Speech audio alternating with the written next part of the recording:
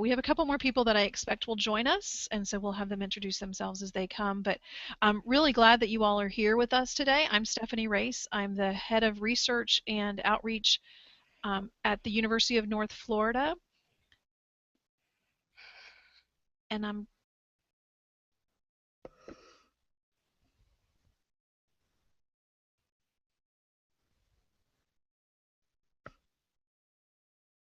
I'm hearing myself twice. So is somebody listening to me via their speakers?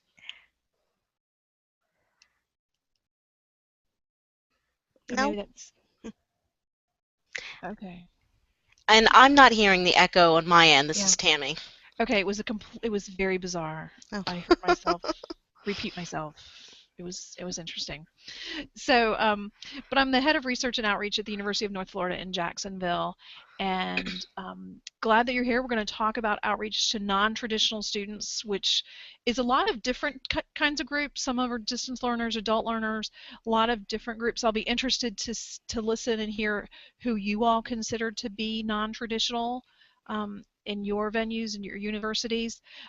We have a series of questions we'll go through, but let's start by introducing ourselves. And so, Tammy, if you want to go ahead.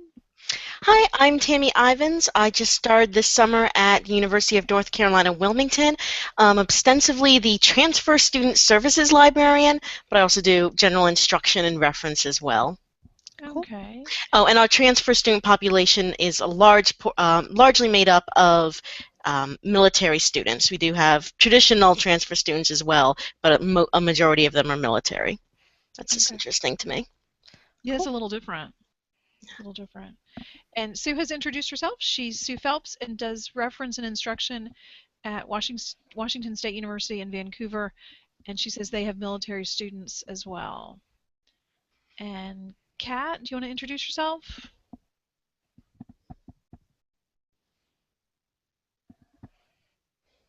And Kat Silvers, she's the first year outreach librarian at the University of North Florida. Kat and I actually work together. She's across the hall from me. And Elena's online with us. Yes. I'm Ilana Karshmer. I'm the Instruction Program and Information Literacy Librarian at St. Leo University, which is in Florida as well, but I'm a little bit further south, right outside of Tampa, pretty much. So, and we have a lot of online learners and non-traditional students because we have a very large military population as well. Okay.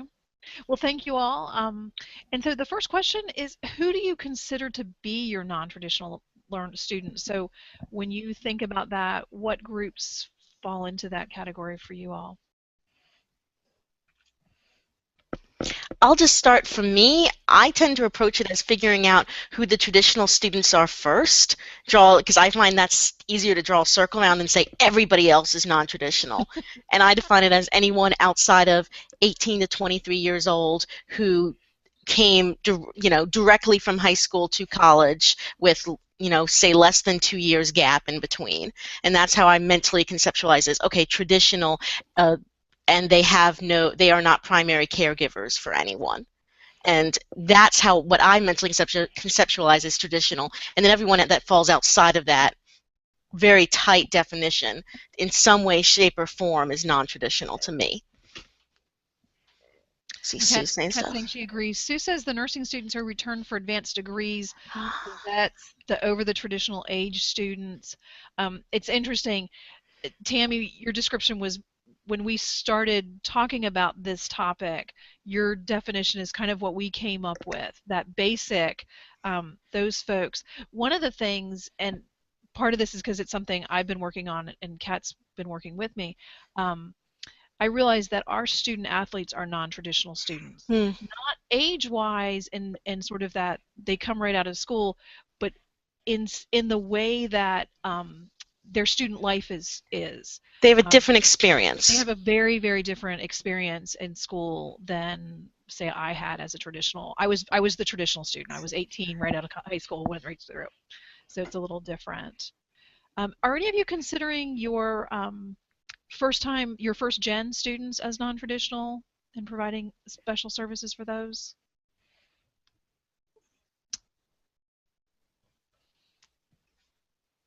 No? Okay. Not here.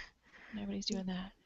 So, what kind of outreach are you doing with for non-traditional students? Sue, are you commenting on the The first athletes generation? or the first gen? Cool. Yeah. Yeah. Um, Here at UNCW, we have different population librarians. So we have the transfer student librarian, the first year student librarian, the online learning librarian, and what we're doing for non-traditional students is trying to do some email outreach. For the military students, we're trying to do some particular outreach to them. There's a military resource lounge on campus, and we're trying to do some events there in that lounge and do target some services to them. But because the non-traditional students outside of the veterans on our campus don't tend to glom together, we're struggling outside of email to find ways to do outreach because it's not like we can just find them in one big group. They disperse and blend in with the rest of the population so easily. Mm-hmm.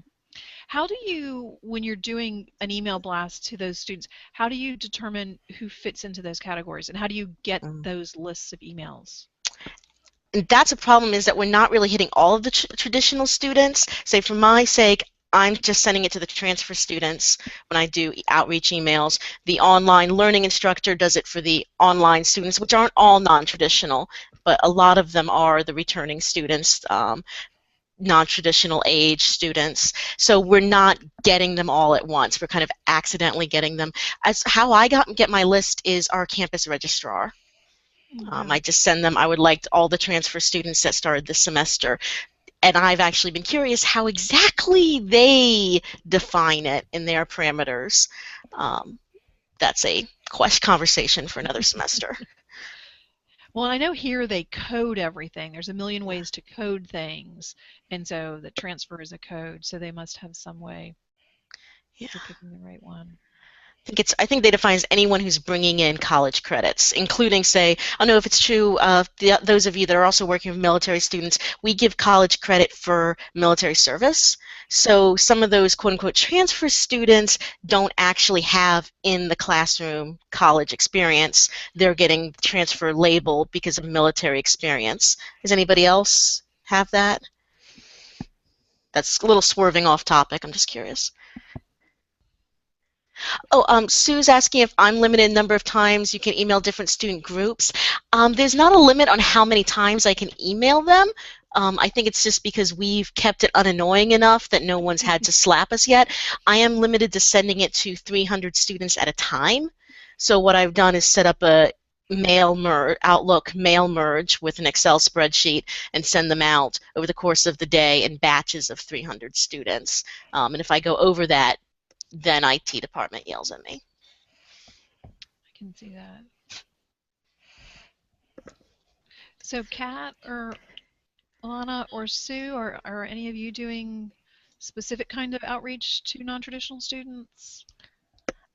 We do, specifically we try to work with our military populations because that is such a big area for us in terms of bringing in to our programs. We have a lot of centers that are not here on campus, and that makes up such a big proportion of our student population. So we really try to identify ways that we can sort of serve their needs, but we find that it's very difficult because even though we have these centers, because so few of us have actually served in the military, it almost feels very disingenuous to try to, we thought, how can we serve them? What can we do? Short of saying, we're here to help you, none of us can really say that we know what they're going through. you know, it's a really hard thing to do because we don't ever want to say that we understand what the constraints are that they're going through or how that affects their ability to get work done or research or whatever it is that they need. We actually do have a veteran student office on campus that deals with not only with veteran students but with military students in general, and it's staffed currently by someone who is a veteran, and I think they're really making a lot of progress in dealing with those students because he does know what it's like to be in the military. And I think that he's able to make some connections that we are just not able to make in some ways. And I think that's been a very helpful way of sort of reaching out to those groups and to sort of bring them in and say, you know, we're interested in what they are doing, and not only in what they're doing, but what their interests are, because some of them are not necessarily that much older than our traditional students. Some of them are actually quite young, but their interests are so different because of the experiences that they've had. So that's just another thing to kind of take into consideration. And is the person that you're working who has military experience, is that a library staff member? No, he's not a librarian. He Okay. has a degree. He's not even affiliated with the library. Okay, so it's just a university office. Okay. And that was started just a couple of years ago. Now, it would be really cool if we could find a way to work with the library, but the problem is that short of just providing research support and instruction support for those students, I'm not really sure how else we can help them, because I feel like sometimes we inundate students with, we're here to help, we're here to help. I mean, how many times, it's sort of like, how many times do you want to do that before they're just like, okay, I get it. I mean, it's sort of like at some point you have to say, we're here to help you, and then say, this is what we have to offer you. If we can provide them with a really great office that offers a lot of really wonderful services, then I think they're more likely to come to us rather than if we just keep emailing them and say, we're here, we're here, we're here. So I think we have to have something useful to offer them before we can keep sending out emails and saying, come talk to us, talk to us, talk to us. So I think we really need to work on targeting what those services should be before we just keep inundating them with, sort of come see me and talk to me about whatever it is that you need. I know we've got some chats on the right. I just want to jump in. I love that. What I'm hearing from that is just kind of summarizing is outreach for the sake of outreach is useless. Yeah, absolutely. If we want them to pay attention to us, they may pay attention to us in a bad way. It's only if we actually totally agree. Share. I agree, and it's really, they probably think we're really nice if we email them, oh, they're always offering to help, but, they're like, okay, stop calling me, I'll call you when I need you. Yeah, and Kat has a comment about transfer, but I'm going to do the two veterans and then come back to the transfer students. Sue says that she's done an SOP for veterans for research for vets, but their vet center leader has discouraged that, saying she thinks this is a way the vets need to assimilate into the civilian population. The veteran center is very necessary. They're usually the first gen too. Yeah. And then Kat says, we've gone to the veteran center to do information sessions and workshops. We do therapy dogs in the library for final weeks, and now we're collaborating with them to have some dogs brought to them at the veteran center, designated veteran puppy petting time too. Oh, puppies. Well, just to add, for me, the presentations I've done in the Veterans Center have been at the invitation of the coordinator. She's trying to get more events happening there, but I tend to put them, just thinking of the comment about, wanting to let them assimilate. I don't have any kind of special presentation specifically for veteran students because, again, like Alana said, don't want to either try to stereotype them when I have family members in the military, but I'm not there to judge them. I try to keep it just the standard normal workshop, just as if they were a group of students anywhere. But I get that, wanting them to assimilate. That's a big kind of debate on our campus outside of the library about how tailored we should be in services across campus. I think just from what you said, Tammy, I think we could also open that up to other groups as well, though. I mean, we want, as far as military students assimilating, we could say that about other groups as well. I mean, we want to be able to provide services that students that are non-traditional need, but I think we want other groups to assimilate as well. I mean, they're not always going to have someone there saying, oh, we really need to think of these groups because they may not have this, or they may not be, they may not be used to having these research kinds of assignments. They haven't been in school for 15, 20 years. We need to make this available to them. But if they decide to go on to grad school or something, all bets are off. I mean, they may not have this kind of support. So isn't it in some ways important for them to get used to that at some level when they're undergrads? Or at some level, some assimilation has to start at some point there as well. So it's just kind of finding a balance between helping but not over helping so that you're actually doing some harm. And I'm getting off in the weeds here a little bit, and I know we're going to get back to what Kat said about transfer center, but one thing I find interesting thinking from what you're saying, Alana, is that the idea of also from that, if we're not going to really focus on targeting populations, of making sure that we're always accommodating and supportive no matter what instruction we have or reference interaction, because so often I think non-traditional students can kind of slip through the weeds. They don't always self-identify. They may not go to the minority center on campus. They may not go to the married student center or the veteran center, so you may be interacting with them and have no idea that they're a non-trad, so kind of always keeping that in the back of your mind. Susan? International students are also a group, and we've had a lot of those here at St. Leo. We had a lot of students for a while, several years in a row, specifically from Saudi Arabia, which was really interesting, and we did a lot to make accommodations for them, and then it turned out that so many of them were leaving, mainly because it's a strange area for them to come to. We're outside of Tampa, so we're not really a very urban center. We're far enough away from the city that we don't have the nightlife, we don't have the fun things to do that the city does offer. So then they started leaving, and we were left with all these programs that we had put into place for these international students, and now they're gone. So, it's sort of we wanted them here because honestly, we recruited them because as international students, they were paying full price. They were not getting any sort of financial aid. Their government was paying them all these subsidies to come to school. We were getting that money, and then they left.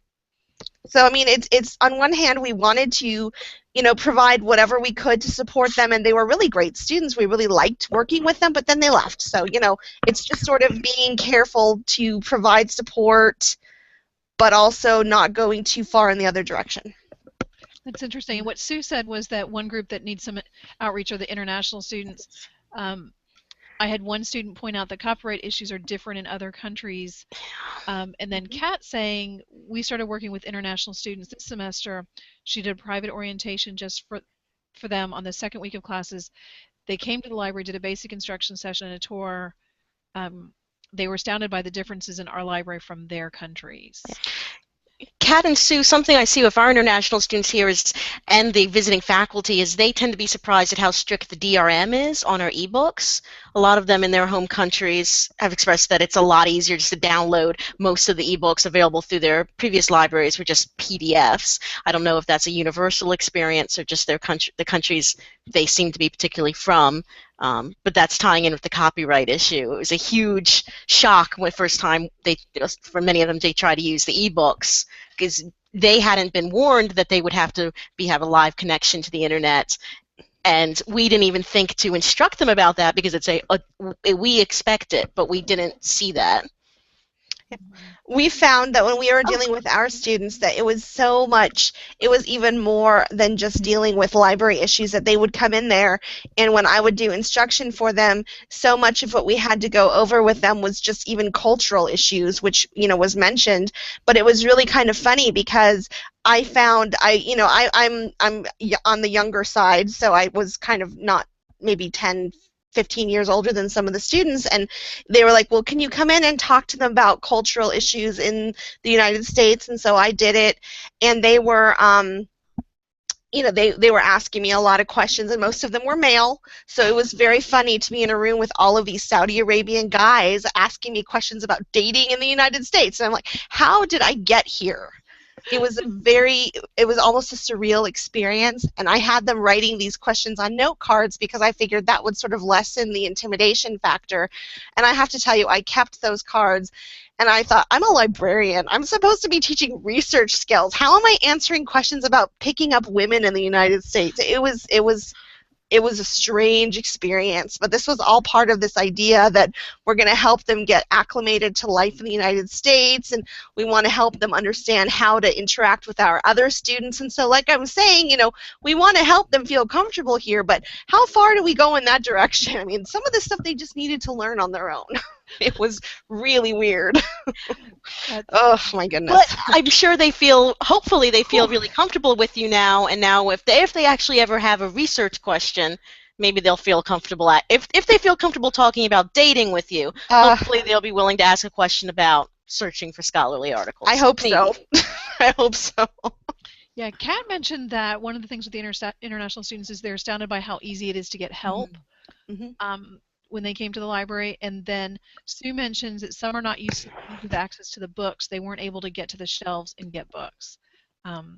So obviously our libraries are set up, we're more open, it sounds like, than what they were used to, many of these students. And it was interesting.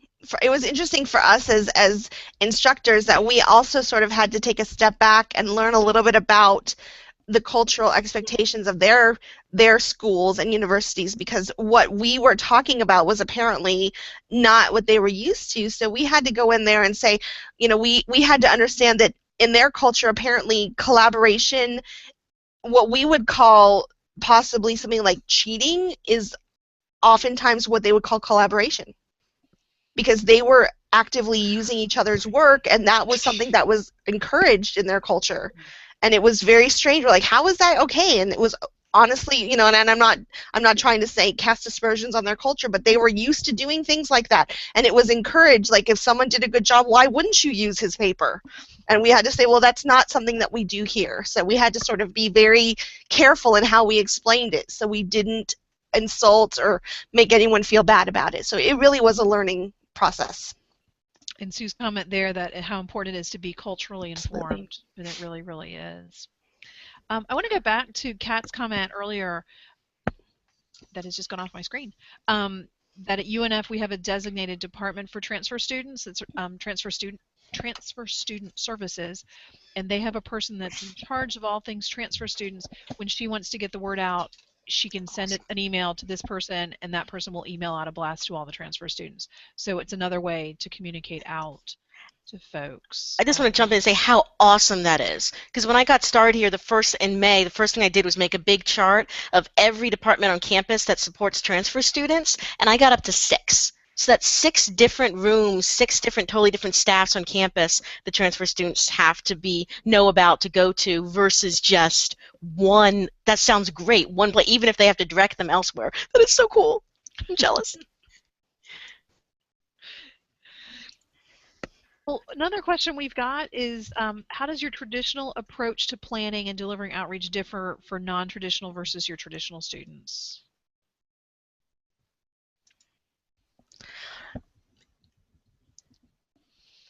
It seems like at our university that a lot of the non-traditional students, just because of the timing, tend to end up in classes that are later in the day, mainly because of their, obviously their schedules. If they're taking care of their families or they have children, sometimes they're in the later classes or the earlier classes to allow them to work during the day or whatever. So if we have our classes that are, and we also have programs that are geared specifically towards working adults. So, when we know about those, and I do instruction for those programs, then my whole approach to providing library instruction is a little bit different. Whereas I might I don't change it completely, but the kind of games or the kind of approach that I might take is slightly different, because I want them to make the connections, or I want them to be able to make the connections a little bit more quickly between their subject area and the research skills that they're learning. Whereas for for younger students, for students that are coming from a more traditional background, I'm not as concerned about them sort of getting it right away, because if they're frustrated, I kind of chalk it up to, not that I want them to become frustrated by the whole process of learning research skills, but I sort of chalk it up to, well, you have to learn some of this stuff and you're going to have to deal with it, which I sometimes, I'm like, well, deal with it. That's just how it is when you're in college. But I really want them, because I feel like some of them are just, they want, I guess not, they're sort of there to learn and get going. You have less time to sort of convince them that what you have to say is important. So you really have to get in there, show them this is valuable, and get out. So I try to keep that in mind, and I try to really kind of pare it down to, this is what you really need to know. No fluff, let's do it. Here's how you're going to get the best information possible. If you have questions, let's do it. Let's get this done. And I feel like, especially in some of the areas that we tend to offer instruction for these kind of programs, they really do appreciate that, I've found. Yeah, I think building off that, I can think of two big differences when I'm talking to the non-traditional students that I work with. Is one, you're saying kind of cut the BS, get right to the point, tell them how it's going to be useful for them, because college is full of people telling them good things to know. This would be useful. Someday you'll like to know this. And no, this is why I'm telling you this, and give them a direct connection to just going to answer that, to why this will benefit them, telling them what you will get. If you learn this, you will save time. You will be able to. The other thing I try to do is not use jargon, which is really hard for me, because I love slang, I love jargon, and it's so easy for us to rattle off even, oh yeah, go to the registrar's office, and I just do ask me, what's that? And I try to remind myself that a lot of students wouldn't have asked and wouldn't have put themselves out there and risked, and they just would have gone, oh, okay, and I would never have known they didn't get it. So I really try to cut back on the jargon, or casually add in, the registrar's office, where they do this, this, and this. It's over in the Warwick Center, and do it quickly, so if they already know, I'm not boring them, but I try to remember to add in a little, which is a contradiction. I try to keep it straight and to the facts and tell them how it benefits, and then at the same time I try to add in more explanation, so I don't make sure I don't confuse them. It's not a good mix, but I try to do both. And Sue's asking if anyone has a relationship with the libraries that their students are transferring from. Kat and Tammy both said no. Well, I guess a little bit with our local community college library, but that's only a small portion of our transfer students. But that's on my to-do list for January, is to work with them some more, because they're about, I want to say 20% or something for transfer students. And Sue says that's where hers are coming from. Sue, do you have a relationship with that group, with those libraries?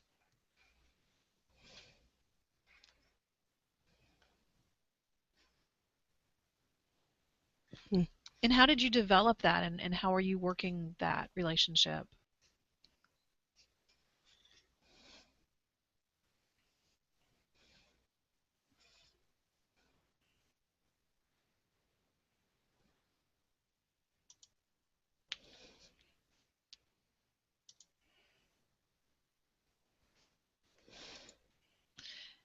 Oh, that's nice. Okay, so you have one librarian that works for them on the weekend, and you used to teach a class. That's always great.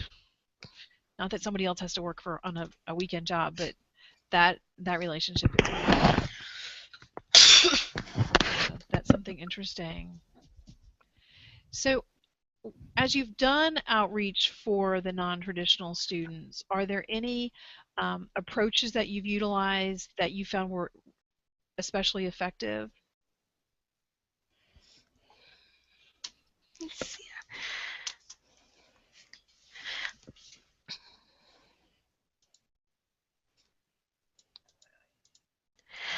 For me, and in my population, transfer students, largely the vets, I've been, it differs so much in books because it's different group to group. For this group of transfer students, it works well for the maybe one email, very targeted, a semester, and I can just hang out and do office hours in the military research lounge. and that just helps them get to know me, help them get more comfortable, and that's because one of my kind of measurable outcomes for that group, for my supervisors, I want them to know who you are. Okay, I can just hang out in their lounge all day and they'll get to know who I am. So that's been working for me for that particular group, the vets, but that's because they all, at least face to face, they all get in one spot. The rest of the transfer students, the email's literally the only chance I have. So it's not a matter of whether it's effective or not. That's it. That's what I got.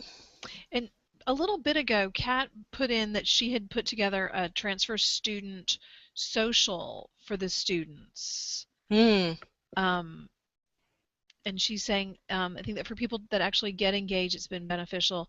They learn about the services and resources Like that. that they had no clue we had. And she said they had an ice cream social. I wonder if I can get the budget to do that. That would be nice. Free Kat, can you food. talk a little bit about how the ice cream social worked and sort of how you promoted it and what you did during that event? When I say talk, I mean type, I guess.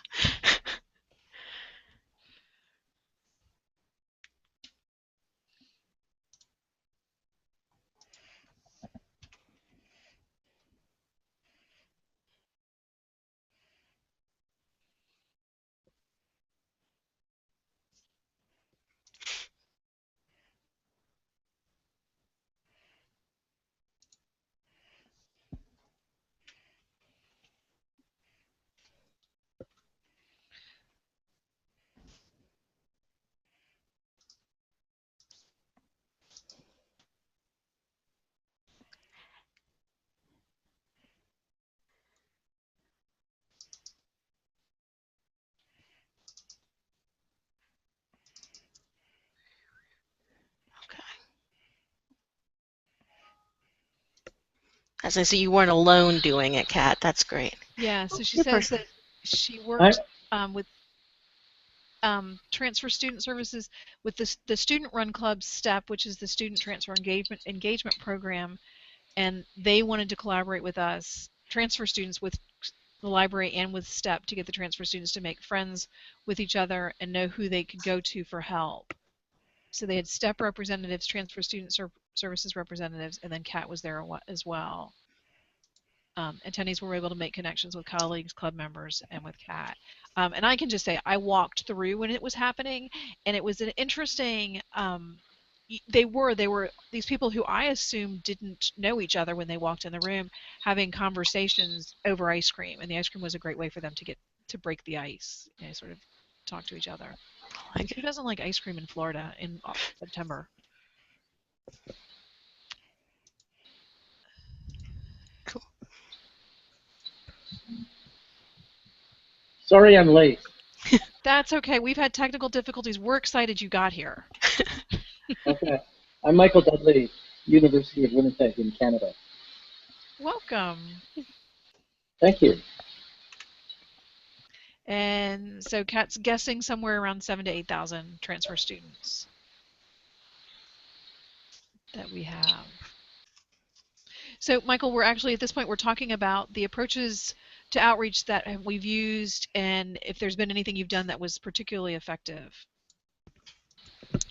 Okay. Yeah, I do outreach for several groups on campus. One is the Indigenous students.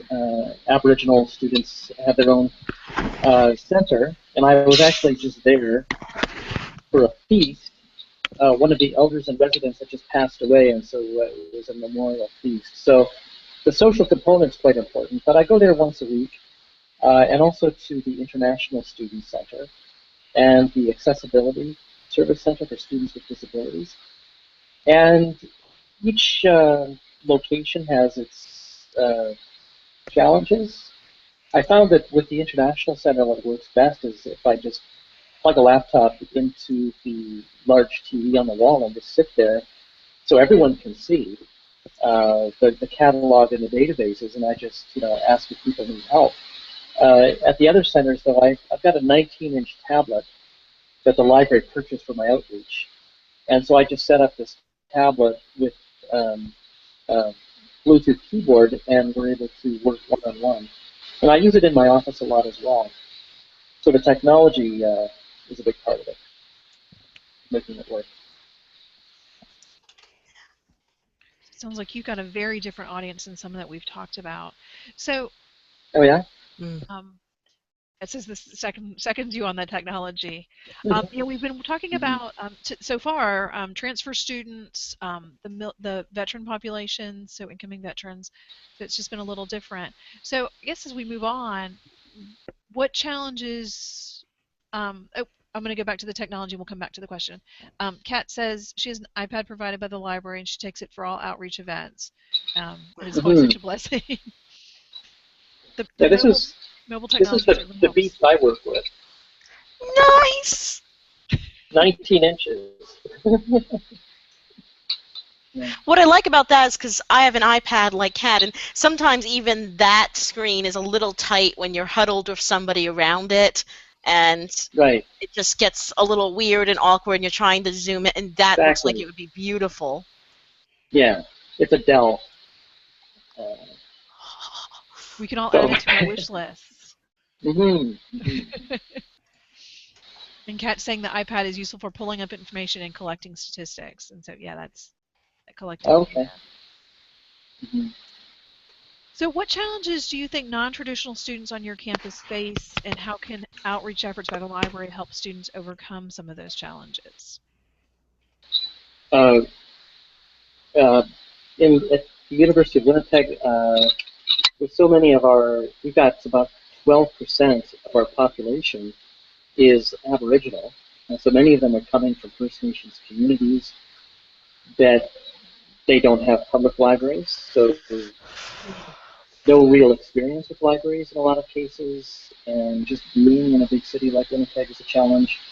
So there's kind of a culture shock, quite a culture shock that students experience when they come here. Um, but the University of Winnipeg has done a lot of work on indigenizing and trying to make the campus very friendly and welcoming to Aboriginal students. We have actually just our Senate approved a requirement that all students here will have to take an Indigenous Studies course. So we're doing a lot of work here, and my position is certainly a part of that. Um, the and then the international students, of course, are coming from all over the world, and some of them don't. Their English skills aren't up to par with their Canadian counterparts, and they're isolated. So the need to try to create a campus community for them, the International Center does a lot of work there. And then the students with disabilities have all kinds of barriers in terms of the technology, and there was one student who was visually impaired, and I basically sat with her and read the abstracts of all the articles we were finding, and just had a really interesting conversation about the paper she was thinking of writing, and we went through it together because she couldn't access the articles herself. So having the outreach role, and it is, I've only been at it for 3 years. It's still in development.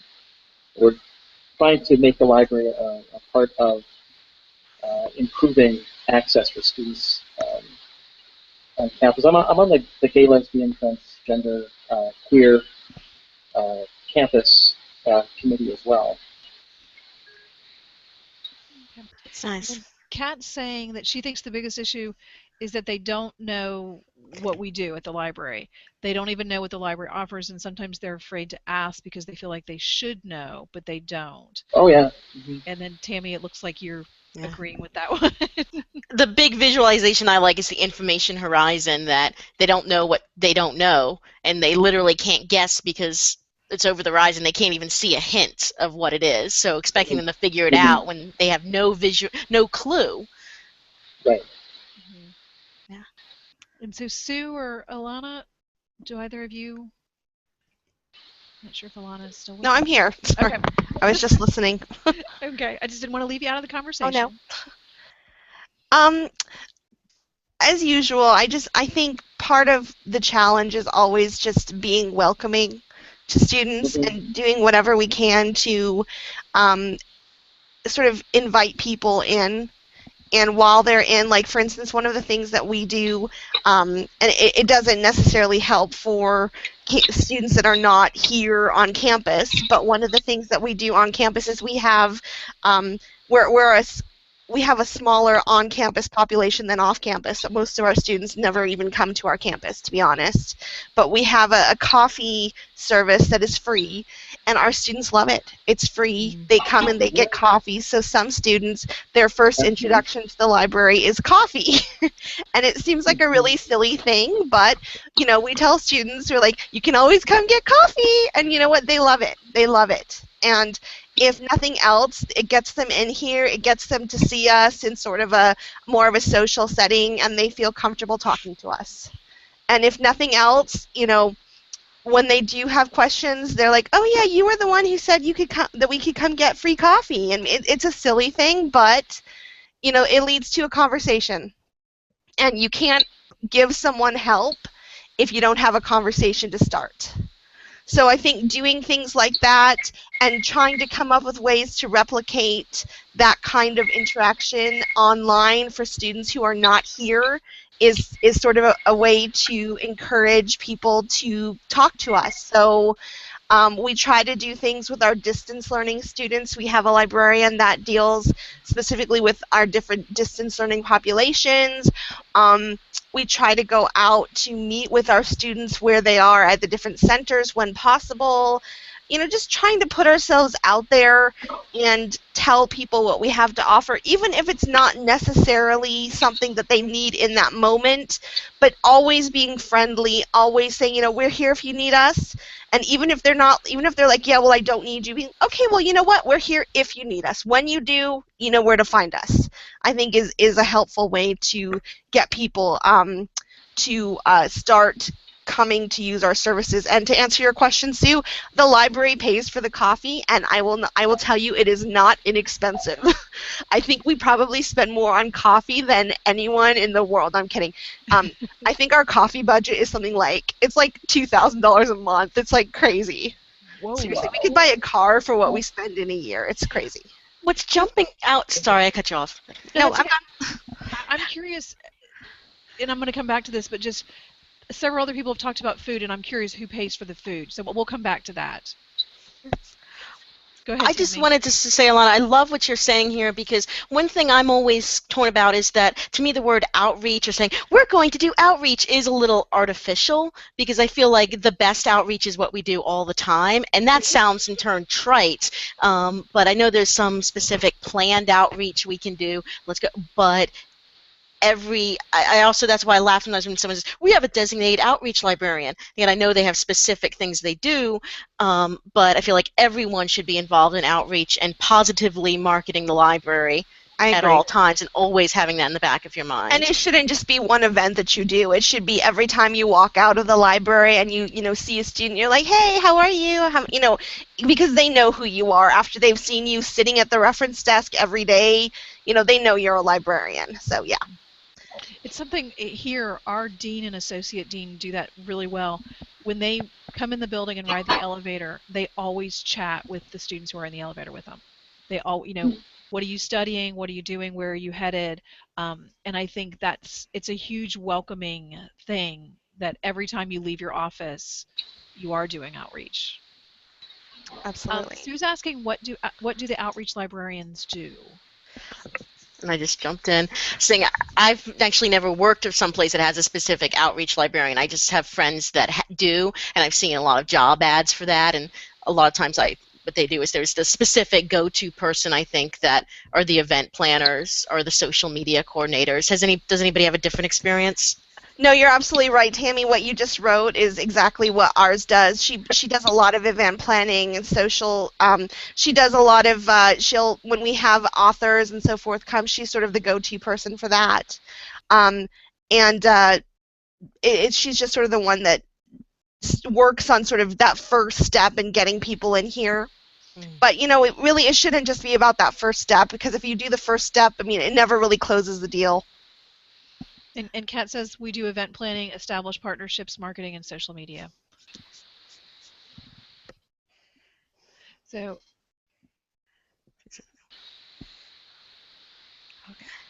I missed something Sue said. I think there are populations that we don't know about either, so staying alert to the needs and populations that are out there. Um, and I think that's true. And we talk about the students don't know what they don't know. We don't know who we don't know. Right. Absolutely. So I think that. And Sue, do you have ways that you learn about these new populations or groups of students that you could be serving?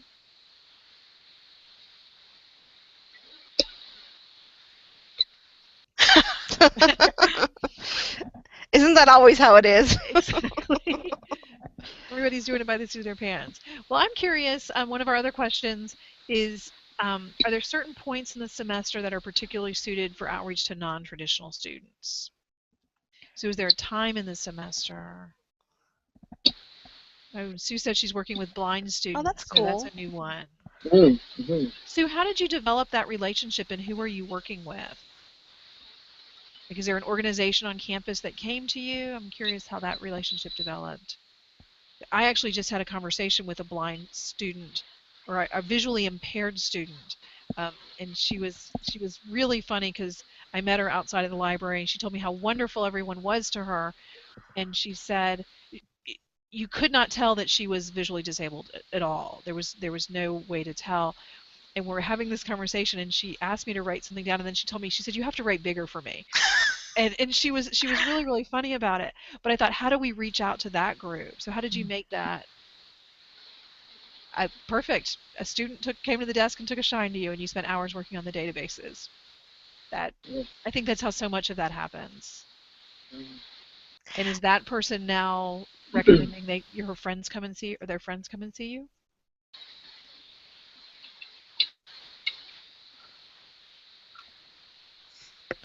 That's really awesome. Oh, very cool, Sue. A That's research really project on great. assistive technologies. Okay. And Kat says, and the question about time of semester, depending on the type of student, international students beginning of the fall, and for transfer students, it was better in the summer. Yeah, Kat, I found that just in talking of transfer students, I decided I didn't want to, because I didn't get their contact information in time to reach them in the summer, but I deliberately waited till like a month and a half into the semester because I knew that first month they were going to be so bombarded with, let me help you, all kinds of support systems on campus. I kind of wanted to wait until they were here and also maybe a sense of their needs. So when I said, now that right around the time that I knew they were going to start getting their first research papers, like say, if you haven't already, you're going to start getting your major research paper assignments. So I think the worst time for at least the new transfer students at my campus would be at the beginning of the semester when they don't know that they need us yet, they have no idea of what they need, and they're getting bombarded. That was my thought. Anyone else have ideas about best timing for working with students? I think there's a lot to what Tammy says about that when they need you, that point of need, because at the beginning there is so much that they learn. There's just how they remember anything is beyond me. Well, the next question, we've talked a little bit about this, but we sort of mentioned this in many of the topics we talked about. Do you collaborate with other campus units or other departments in your outreach efforts to non-traditional students? And so who are some of those groups that you're working with? Who are you partnering with? Well, I did basically all of this. The work that I've been doing was working through existing offices on campus. So the Aboriginal Student Services Center, the International Student Center, the Accessibility Resource Center. The Student Union has a whole area on campus as well. I tried doing outreach there at the Student Union Hub, and it didn't go anywhere. It's like the students really just didn't want to have any association with faculty or the library. It's just a student hangout. So that was kind of a dead end there. But working with the existing infrastructure has worked out really well. And Kat says she's doing the same thing, Michael. Doing the outreach through other campus entities really helps to establish and maintain those partnerships. Yeah, we're doing the same thing here at UNCW, trying to work with other groups on campus. One thing I find interesting is there's some groups that we work with, like are what's called University College, which is responsible for students that haven't declared a major yet. And that's kind of interesting because sometimes it can be almost a little bit of a, I don't want to use the word turf war between me and the other librarians, but they work with so many other librarians, and since there are several of us who work with specific populations that University College also deals with, it can sometimes be awkward figuring out, okay, who's the contact person? I got invited to work this fair, but should somebody else have been invited? Or did we ping this person twice? So that's some things like the Veterans Center, boom, I'm the transfer student contact person, I'm the contact in the library, but other campus units, it can sometimes get a little confusing. And Sue's wanting to know if anybody is working with student government. We are not particularly because of traditional students, but we have a library rep who specifically gets in touch with them regularly and visits meetings. And I think maybe Kat can speak to that because I know that they've done some things with our student. Yeah, Kat says we have a member of student government that sits on our student outreach committee. Kat, did you ask them for that? Did they suggest that? Was that pre your time? We asked them. Okay. Okay. And she says he's their treasurer, and we asked them for someone to serve on the committee. That's how that happened. So I have one last question, and obviously we can talk about anything, but we are coming to the end of time. Oh, and Kat says, so far they have not helped financially yet, but they do help with their time when we do events. Hoping for that monetary contribution sometime in the near future. And somebody had asked about how things are paid for. Here at UNF, all the food, most everything with outreach, to be honest, most everything, is paid for through our Dean's Leadership Council, which is foundation dollars. So if we don't have that money coming in, there isn't money to fund the outreach. Hence, Kat's wanting student government to kick in something. So the last piece, which is something I think that I'm really curious about, is, whoops, how are you assessing? I posted the wrong question. I can't read and write. Can't talk and type. Is how are you assessing the success of outreach efforts for your groups?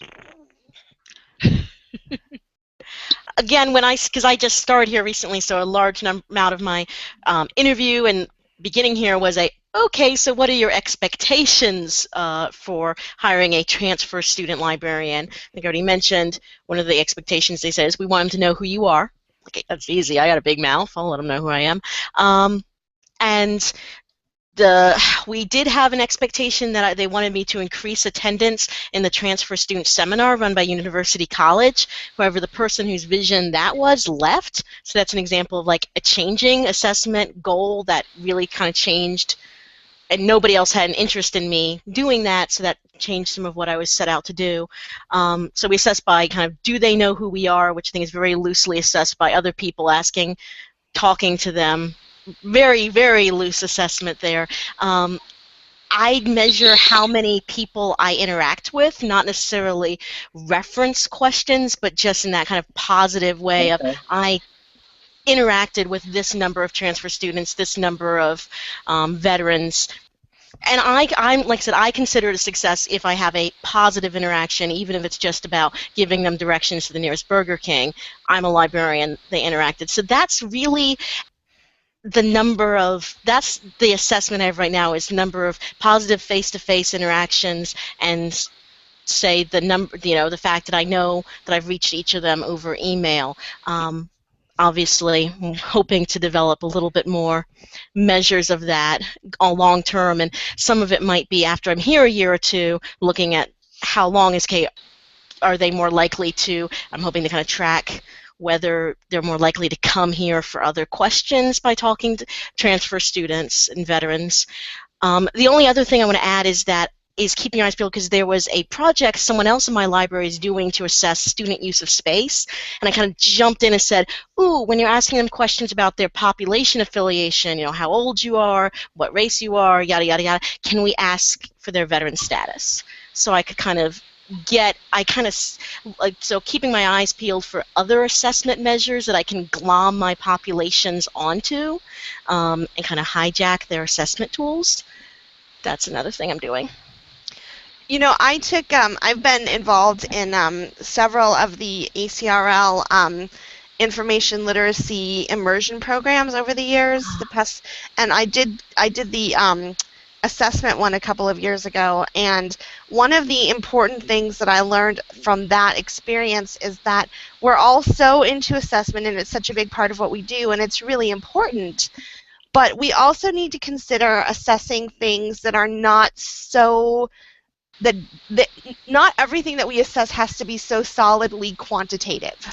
Research is different than assessment. Right. We don't always have to do surveys to get data. I mean, data is great. I mean, I'm all for it, and I think surveys can really tell us some interesting things. But one of the interesting things that came out of this experience is that, if we are just doing some qualitative surveys, just talking to people, if we can get narratives about students' experiences using the library, or if they're willing to write something down about, I had a really great experience with so and so because he or she helped me find exactly what I was looking for. I mean, that is a very valuable piece of information, and that is something that we can take to people who are above us and say, look, we're making a difference in this particular student's experience. So not only do we need to have the data, but we need to find other ways of assessing what we're doing in ways that show that what we do has worth. So whether that is surveys, whether that is attendance at people's different events, or whether that's just one-on-one conversations, focus groups, or just having, we can be really creative about it, I think, and I think it's time that we start doing that, because we're not always going to be able to get the kind of data that we think of specifically as that data-driven sort of survey data that we can quantify and say, look, it's up 10% from last semester, which is great if we can do it, but I think we need to think about other ways to get it as well. Mm-hmm. And Kat says so far this is still pretty new for us to reach out to these groups. Less than a year. Right now we're mainly assessing attendance at events, workshops, information sessions, resource fairs. Kind of like me, just counting heads when you can. Michael, were you going to say something earlier? Oh, just a couple things. I think that's really important about recording positive interactions. Because, like, I just came from the Aboriginal Center, I really only helped one student, but I talked to a whole bunch of people, and it's all part of building relationships. And, people who don't necessarily ask me a question then will come to my office later. So I think I should start recording just those informal interactions as well. So thank you. I think that's a great idea. Yeah. The other thing is we just talked today at our librarians committee meeting about setting up an adult coloring book station. Just when you come into the library, we've got kind of a lounge area, so we're going to get some coloring books and pencil crayons because it's entering exam period. It's really stressful, and this will just be a way to make the library more welcoming. I actually saw something, I'm trying to find it, something like on Facebook the other day, where I saw a library put adult coloring books underneath a piece of glass. That was on the ALA think tank last night. Okay, yeah, so everybody could paint on the glass, so you could wipe it off so you didn't have to keep buying coloring books. Yeah, and Kat's saying we have one right now. We actually have a coloring station set up as a de-stress kind of thing, and it's done. We're doing monthly displays. GovDocs person is doing monthly displays, and so this month her display is government coloring books. And so the display is coloring books from our government collection, and then next to it we have a table with coloring sheets. We bought crayons and colored pencils. We're going to have it up for the 2 weeks in December where we're having finals. We're open 24/7 right now, and the outreach team is doing some events next week, and they're using a Star Wars theme. So we included Star Wars images to go along with that. We have signs out at that table about what's going on next week for the activities they've got, and then we included the Star Wars pictures. And we've actually been hanging. We got permission to hang the pictures on the wall nearby, which has been kind of fun. But a girl, I shouldn't call her a little girl, a young lady yesterday told me that she had colored one the night before and took it home and hung it on her refrigerator, Wow. which I thought was kind of cute. So, but it's definitely an icebreaker, and they'll sit there and color and chat with you while they're just hanging out. Oh, I didn't even think about that. You've got them, captivated for like 10 minutes till they finish it. They can't run away without abandoning their art. Yeah, and Kat says we have a giant cardboard cutouts of Hans and Chewie, and we did a Star Wars button making at one of our events yesterday. Right. So, I'm afraid I'm going to have to go. I have to be on the reference desk. well, thank you for joining us. And yeah, thank you. we just hit 4 o'clock on the dot, so I feel like I should respect your time. This has been a great conversation. This was a lot of fun. Thank you all for joining us. Yes. Thank you. It was good to meet everybody. And so you'll get a follow-up note from me, an email with an evaluation. We hope that you'll take the evaluation, complete that form for us, and then look for some announcements for next semester of what topics we'll be covering and come back to another discussion. And Michael, thank you for joining us after Monday's fiasco.